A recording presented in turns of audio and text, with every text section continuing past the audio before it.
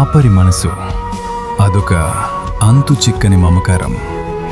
నిజానికి గొర్రెపిల్లకు ప్రాణం పోయడం అంటే ఒక బిడ్డను సాకినట్టే. ఒక్కోసారి 4 నెలలకే గొర్రెపిల్ల బయటపడుతుంది. చూడ్డానికది ప్రాణం లేని శవంలా ఉంటుంది. 2 రోజుల్లో అది చనిపోతుందని అందరికీ తెలుసు. కానీ కాపరి మనసు మాత్రం ఒప్పుకోదు.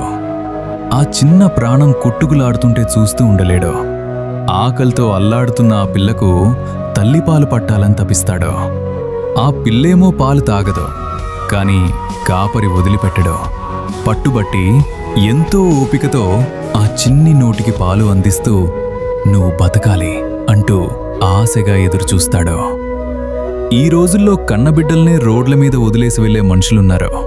కానీ చనిపోతుందని తెలిసి కూడా ఒక గొర్రెపిల్లను బతికించాలని పోరాడే ఆ కాపరి మనసు ఎంత గొప్పదో కదా. అదే కాపరి అంటే ప్రాణమిచ్చే ప్రేమకు నిలువెత్తు రూపం.